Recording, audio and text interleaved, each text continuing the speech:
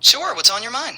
Um, Go I'm ahead, Carl. I'm thinking about a Adults typically have more experience and a broader perspective. They might focus on long-term solutions, use established processes, and rely on expert advice. They might also have more developed negotiation skills yeah, but and that's be that's more... gonna slow things down, and they're never gonna get anything done worrying about rules and procedures and all this red tape. Wouldn't it be better to just cut things and figure out things afterwards? While cutting red tape can speed things up, it can also lead to unintended consequences. Rules and procedures are often in place to ensure stability, accountability, and thoroughness. Balancing efficiency with careful planning helps avoid mistakes and ensures more sustainable outcomes. It's about finding the right balance. So many of my subscribers have heard me many times referring to Donald Trump as a 13-year-old girl.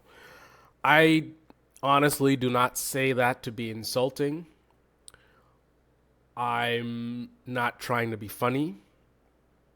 I'm using basically a skill that we all have as human beings called pattern recognition. And I'm identifying and recognizing a pattern in Donald Trump's behavior, and I'm associating it with the only example, the best example I can come up with in terms of a person who behaves in the way that Donald Trump does. However, that's my opinion. Those are my thoughts. I wanted to get a little bit of an outside opinion, sort of, but not really. So I consulted with our wonderful artificial intelligence that's going to take our jobs. And I posed a question. I try to make this as nonpartisan and objective as possible.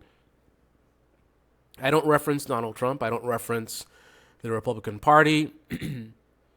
I vaguely reference conservatism just by simply making the people in this scenario from Kentucky. That's the closest you can get to anything, partisan from this.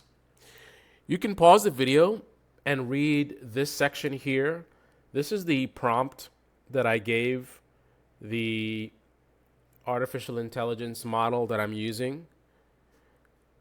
And I try to make this as objective as possible. But in general, the scenario is rather than have the intelligence use or the AI comment on what's actually happening right now in the country, I gave it a scenario. I put my money where my mouth is, right? I think Donald Trump acts like a 13-year-old girl. So what I did is I asked the AI basically what would a 13-year-old girl as president, you know, how would they behave?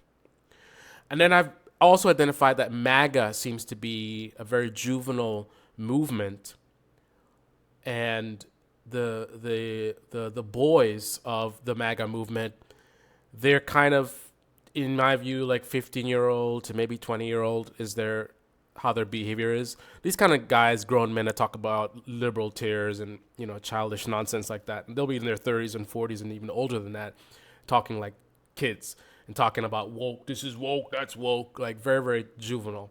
So what I said is, give me a scenario where a group of teenagers, so basically a 13-year-old girl is president of the United States, and basically we have a whole group of teenagers that run the government in this country. I'll read some additional details from this. I introduced a 17-year-old unofficial advisor, the son of of America's wealthiest man. I think you can imagine who that represents. So you have a very, very wealthy 17-year-old boy who is the biggest donor to this girl who's the president, right?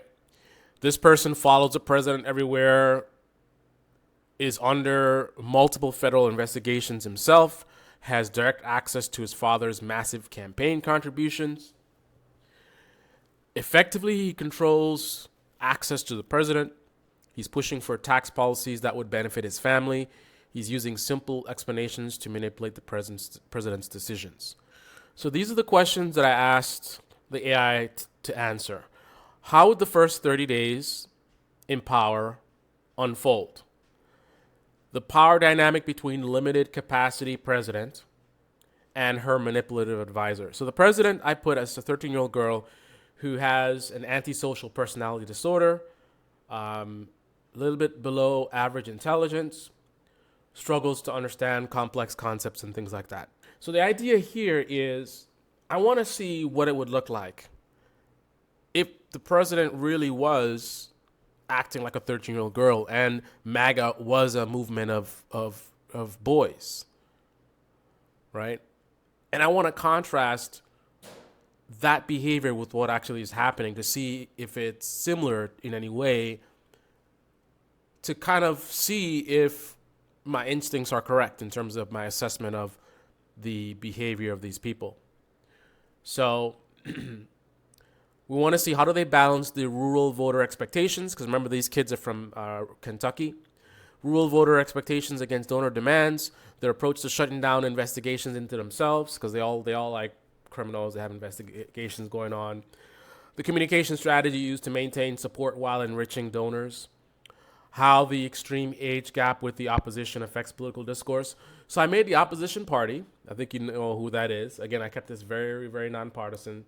So I just described the opposition party as entirely politicians over 90 years old from major urban centers like New York City and Chicago. So you have a bunch of grandpas and grandmas in the opposition party, and they're from New York City and Chicago.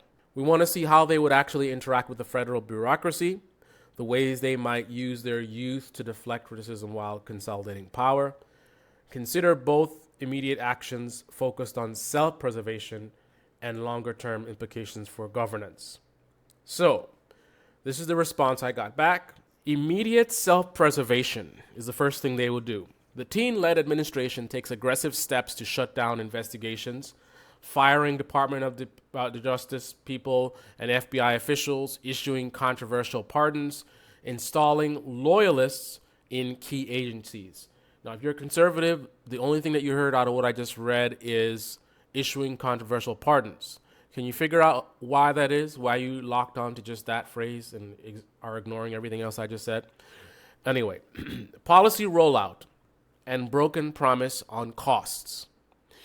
They ran on lowering costs, inflation, energy, healthcare, but have no concrete plan. Only vague statements about cutting waste. Opposition politicians and voters repeatedly highlight this failure, accusing the administration of using empty campaign rhetoric to win rural voters. We have symbolic rural appeasement. They champion small, mostly superficial spending cuts targeting quote-unquote urban waste, while simultaneously granting tax breaks to wealthy donors as pro-growth measures. So notice it says that they're going to do superficial spending cuts targeting urban waste. So what it's saying is that they're going to do some cuts that aren't really going to do much, and they're going to label it as something associated with the opposition, right? Is that kind of what we see going on right now? They're attacking programs like USAID, which if you shut the entire program down, it's almost as if you didn't change the deficit at all because the amount of money there is so tiny, right? But look at how much political points they're getting from this program that's irrelevant, right? And people play mind games and say, well, oh, it all adds up. And that's true. It does all add up, right? But you know what doesn't add up? Going to one of the smallest expenditures first rather than the biggest. Elon Musk is supposed to be a genius. The kids he's working with are supposed to be a genius. You know what a smart person would do? Operate in a very efficient manner, right? And what's the most efficient manner? Get rid of the big ones first, the easy ones first. Target the biggest parts of the spending first. It is inefficient to go through and spend all this time on something where even if you cut the whole thing down, it's not going to really matter. It's such a tiny amount, right? So it seems like what this AI is suggesting is basically what's happening, right? And then the whole pro-growth is trying to help America make great again, you know? So power dynamic, president versus advisor. So advisor's dominant. So that's a 17-year-old rich kid the biggest donor to this girl who was president, backed by his family's wealth, exploits the 13-year-old president's limited capacity and legal troubles. Now, this is kind of a little bit off because obviously in our reality, he doesn't really have legal troubles. He just wiped that all away. But of course, the AI doesn't know that. This is a hypothetical scenario that I did not connect in any way to what's happening right now. So anyway, so he simplifies issues. So he simplifies issues to secure self-serving policies, particularly tax advantages. So he's saying that the rich kid is manipulating the president by oversimplifying things. So we have a figurehead president. So overwhelmed by complexities, the president makes impulsive calls or defers to the advisor, believing his guidance is the only way to avoid prosecution. So is not exactly what we saw when we saw the press conference and Elon Musk is hovering over Trump. And when you ask Trump about what Elon Musk is doing, he just kind of, well, he's a smart guy, he's doing a great job, right? So when Elon screws up, he's kind of like, I didn't know, I had no idea, right? This is exactly what it's saying that would be done, right? Trump is basically a figurehead president, right? Elon Musk is the one going and cutting this out and cutting that out and tweeting stuff, and he's got the entire Congress under his thumb. Anybody steps out of line, he's going to use his money to primary them. Like, he's the boss. Balancing rural voter expectations and donor demands. Rural base placation. So they stage rallies and promise deep cost cuts, but deliver mostly optics like criticizing federal bureaucracy. Where have we heard this before?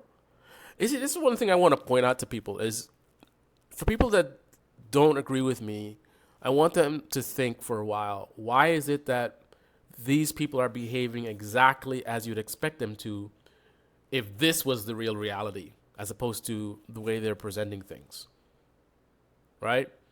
How is it that this AI is coming up with it's almost like this is exactly what's happening. So criticizing federal bureaucracy or trimming minor programs, right? USA, that's exactly what they did. Disliked in rural communities, exactly, right? They're focusing on, it's trans this or, some woke this, whatever. Notice how they conveniently aren't finding any, fraud and waste that's not politically charged in terms of culture wars. Is that a coincidence? Do you really think that we don't have fraud and waste in our government that's not associated to woke? You think literally like that's the only thing wrong with our country? If you remove all the woke stuff and all the DEI stuff, America's going to be great again? You really think that? You don't think there's anything in there that's not culture war? There's nothing in there that might be associated with the Republican Party or things that they want to do or have been doing?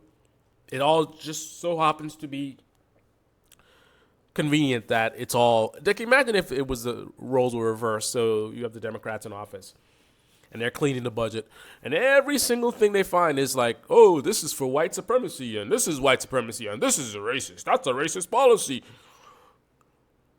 So you're trying to cut down on a deficit, and somehow everything you find, it's all racism. Really? There's nothing that we're doing where we're overspending, that we're doing fraud or waste that's not linked to racism? I know conservatives would not fall for that. You guys would be like, these liberals are stupid. Don't they see that their politicians are playing them for fools? Right? But this is what's being done to you. Every single thing is, it's woke, this is woke, that's woke, woke. I guarantee you, there's a lot of fraud in government that's not associated with anything woke, right? Or something associated with the liberals. Remember, both parties have been in government. What do you think the Republicans do when they're in power? You think Republicans get in power and they just don't do anything? There's nothing corrupt or fraud that's going on, and then Democrats get in power and then they put all these programs together. It's almost as if they think the Republicans, this is the first time that they've been in power. They've been in power many, many times in the future. So where is the fraud and waste that they've done? right? And again, outside of that, where's the fraud and waste that's not even culture war associated? It's just simply fraud and waste, right? Maybe somebody spent $138,000 on an emergency paint job. Oh, wait a minute. Never mind. Balancing rural voter expectations and donor demands. Donor-driven legislation. Donor-driven legislation. Buried within wider legislative packages, they push tax breaks and deregulations benefiting powerful elites, justified as essential for job creation. Shutting down investigations. Obstruction and intimidation. Officials investigating the kids' past crimes are transferred, publicly discredited, or outright fired. Why is it, once again, that exactly what these people are doing, it matches? Is it a coincidence? Witch hunt spin. The administration slams every probe as politically motivated attack from the old guard, that'd be the Democrats, the 90-year-olds, old guard enemies rallying supporters around their youthful revolution theme. Communication strategy. So this is what they would be doing. Populist, youthful appeal. They portray themselves as the underdog, outsiders battling entrenched elites. Social media blitzes and viral stunts help distract from policy failings, including the unmet promise of lowering costs. Wow. Is the Republican Party using AI to plan their actions? Blaming elites for high costs. When pressed, they accuse urban elites and previous administrations of driving up prices, but offer little in the way of tangible solutions. What is Donald Trump's solution for lowering prices? Right. Extreme age gap with opposition. Generational disconnect. The 90-plus opposition struggles to keep pace with the teen-led administration's rapid, informal approach, especially on social media. Mockery and deflection. The teens paint the opposition as ancient relics responsible for the country's woes, dismissing their criticisms about the broken cost reduction promise as scare tactics. The role of the rural Kentucky background. Identity politics. They emphasize small town values, self-reliance, and distrust of federal overreach to maintain their rural appeal. Policy bias, pro-rural rhetoric, farm subsidies, deregulation of land use. Ironically, I think they're doing the opposite with the farm subsidies. But anyway, overshadows, well, they did the farm subsidies the last time around, I think, actually. Anyway, overshadows urban concerns. They leverage a folksy style to mask policy gaps, like their lack of real plan to reduce living costs. Realistic behaviors. The 13-year-old president, impulsive, easily swayed by anyone offering quick fixes or protection from legal jeopardy. Hey, you got a tariff. You've got a tariff. You've got a tariff. Hey, but what about this thing that's happening in Russia? Tariff them. What about this thing in Canada? Tariff. What about what's happening in Colombia? Tariff. Everybody gets a tariff. The whole world gets a tariff. Wait a minute. Are you telling me tariff is the solution for every problem in the world?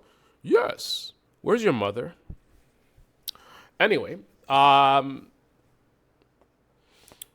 quick fixes and protection for legal jeopardy. Make hasty decisions, often failing to grasp long-term consequences. Hey, let's just shut down this entire program before we actually look into it to see what these programs are for and to consider the impact and potential damage of shutting these things down, like, for example, hurting our own base. Right? That's how a 13-year-old president would behave. For some reason, that's exactly what Donald Trump is doing. 17-year-old advisor, the rich kid, astute and manipulative, using simple explanations to steer the president towards policies, maximally transparent, enriching his family. He views the president as a tool to preserve their power. Rural teen cabinet. Unprepared for federal governance, they rely on forceful tactics and loyalty, prioritizing evasion of prosecution over coherent policymaking. Interesting. Kind of like the Secretary of Defense having to say stuff that embarrasses us and then backtracking the next day. And there's going to be a lot more where that came from. Corruption and cronyism, pardons and bureaucratic purges. Bureaucratic purges are seen as blatant self-protection, undermining the rule of law. So this is criticisms from the opposing party, by the way. So they say there's no real cost plan. They highlight the administration's campaign promise to lower costs, yet totally absent of strategy. Correct. Pardons and bureaucracy purges are seen as blatant self-protection and undermine rule of law. Correct. That's what's being said right now. Manipulated figurehead. Accusations that the president is merely a puppet for the 17-year-old advisor's agenda. They're calling him President Musk. You can't make this stuff up, man. Institutional erosion.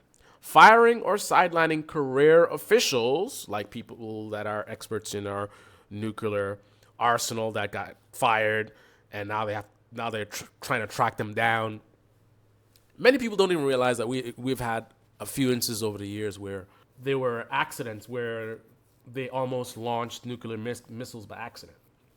Most people aren't even aware of that, right? What do you think is going to happen when we start firing people all willy-nilly? With all the people we had and all the expertise that we had, we still had near world-ending disasters multiple times, right? Mistakes were made. What happens when you fire all of these experts and then you bring on a bunch of new people that need time to train? Are we going to have more of those incidents or less of those incidents? Right? A lot of people worried about World War III. What happens when one of our nuclear missiles get launched? Like in the past, it almost happened, but we were able to stop it. Now with you firing everyone, what happens when a missile actually launches and another country retaliates? This is what happens when you have children running the country, where they don't think about these things. They're just kind of like, oh, let's just fire them, whatever, get rid of them. They don't consider, like, wait a minute. These things are here for a reason. And what are the implications of our actions, right? Adults think like that. Children don't. Rural bait and switch. Voters sense the administration's rural-friendly messaging is superficial, overshadowed by donor-driven policies. Pro-administration media, apologist arguments. So this is the media that is on the side of these kids that are running the country. This is what they have to say about everything. They say it's a youthful disruption. They champion the teens as fresh alternative to geriatric career politicians, calling critics out of touch. I mean, this sounds literally like what you would hear right-wing media people saying. I think I've heard them make these arguments already. Wow. They're just kids defense, right? This is the victim card of the MAGA movement loves to use. Critics are painted as bullies for attacking inexperienced teens, framing the investigations as vendettas. Populist spin. Ongoing legal challenges, right? All these things in the court right now, right? Are proof the teens threaten the entrenched elites, right? So the entrenched elites are threatened. Where we heard this, like this is literally them saying like, oh, the deep state is afraid. That's why they're all mad because they're getting exposed. This is literally what they're saying. It's a entrenched elite. Supporters hail them as rebels. Wow. Social media prowess. So large online followings and viral appeal are celebrated as genuine connection with the people, right? So, having a lot of followers and likes shows that you're connected with the people, right? Blaming past administrations for costs. Apologists argue that no administration can fix prices overnight. That's going to come. Right now, they're getting away with the distractions with all of this nonsense about woke policies and whatever. But eventually, well, I guess it'll come with something else. But I think at some point, the prices are going to get high enough that they're going to not be able to avoid it. That's when they're going to say, well, you can't fix the prices overnight. Conveniently ignoring the teens' lack of any plan, right? Let's not talk about the lack of plan. Let's just say, it takes time. It takes time to do what? There's no plan. There's no plan. It's not like they're working on something and it's like, oh, be patient. There's no plan. Long-term implications. With investigations obstructed, donors enriched, and superficial rural politicians, administration promise to lower costs remains unfulfilled. Their impulsive governance and institutional power grabs sow lasting chaos, eroding public trust and deepening generational and rural-urban divides. So here's a concise depiction of how the 13-year-old president facing aggressive verbal attacks from the opposition might respond and how her administration might handle it. Emotional outbursts. Sounds like Trump. Impulsive retorts. Unaccustomed to mature political discourse, she could snap back with personal insults, right? They're mentally deranged. These people are sick, right? We heard that before, right? With personal insults or dismissive comments. Online rants. Expect a string of late-night social media posts lashing out at critics, using juvenile taunts or dramatic claims of sabotage, defense by playing the kids card. I think that's the victim card. Crying foul. She might accuse detractors of picking on a child, right? Leveraging sympathy to evade tough questions. No one's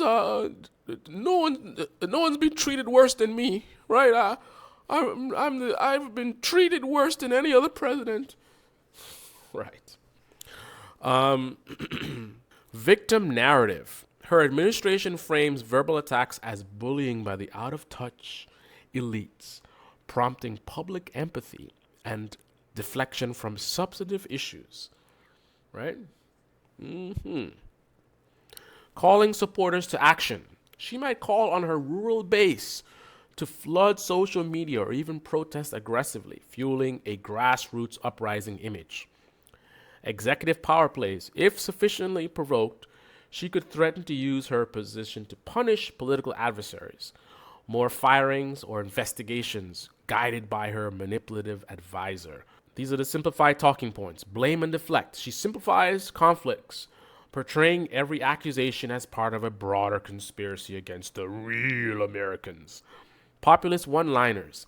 When pressed on policy, she repeats phrases like, we're fixing it, or we're defending you, or without providing details. So no details, just, we're going to clean it up. Fraud and waste, right? Advisor intervention. So damage control. Recognizing her impulsive nature, the 17-year-old, that's the rich kid, right? The rich kid that does strange salutes. Advisor may quickly step in to spin her outbursts as passionate defense of the people. Scripted responses. The advisor could craft brief, repetitive statements for the president to use during interviews, keeping her from going off script. Interesting.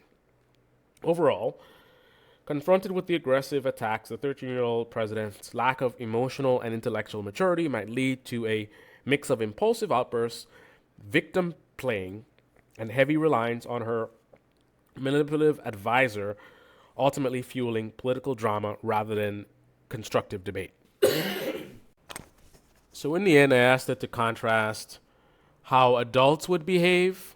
So let's say this was an adult administration versus how kids behave. So same scenario, I'm just substituting the kids with adults and asking for, what are the differences?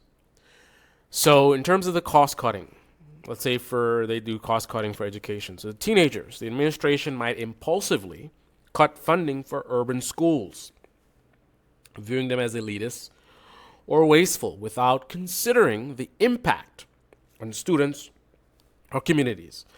Just like cutting the USAID, and then realizing that doing that ended up having I think it was millions of dollars of food just sitting on the dock, rotting away. So our tax dollars went to pay for this food for starving people, and them cutting it ended up waste. That's they cutting fraud and waste. Their actions literally caused food to waste, millions of tax dollars to go to waste. They were gonna go to feed hungry people. Now it's just going to waste, right? That's how teenagers behave. Adults. Policymakers might reduce funding for underperforming programs while while investing in proven strategies to improve educational outcomes. So strategic, basically. That's what comes from being an adult, right? We do an actual audit. We identify that these programs aren't working. These programs are working, right? Let's remove the ones that aren't working. Let's put more funding towards the ones that are working. Let's do more of that, right? More of the good, less of the bad. That's how an adult behaves. That's not what we're seeing. Reducing environmental regulations. Teenagers. The administration might slash funding for the EPA, framing it as a move to support rural industries without understanding the long-term environmental and economic consequences. Adults. Policymakers might streamline regulations to reduce burdens on businesses while maintaining essential protections for public health and environment. Healthcare spending. Teenagers. The administration might cut funding for public health programs, such as vaccine campaigns or disease prevention, without considering the potential for future outbreaks or increased healthcare costs. You see the pattern, right? Acting first, thinking later, right? Let's cut it, just cut it off, shut it all down. And oh no, you did this thing and that thing, and now people are dying, and it actually is gonna cost us more money. Oh, I didn't know, man. Like, that's kids, right? Adults. Policymakers might focus on reducing inefficiencies. You notice how, again, it's targeted, right? Let's not just shut down the whole USAID or whatever it is, right? Let's identify good and versus bad. Focus on reducing inefficiencies in the healthcare system, such as overpayments or fraud, while preserving essential services. I don't know, guys. Like I said, I don't call him a 13-year-old girl to be insulting or to be funny. It's because that's how he behaves. Apparently the artificial intelligence agrees with that assessment. The artificial intelligence is basically describing exactly what they're doing, just based on me setting up the premise that we have a 13-year-old girl as a president, and what would they do? How would they behave? Exactly how Trump is. So seemingly what I suggest makes sense for some reason.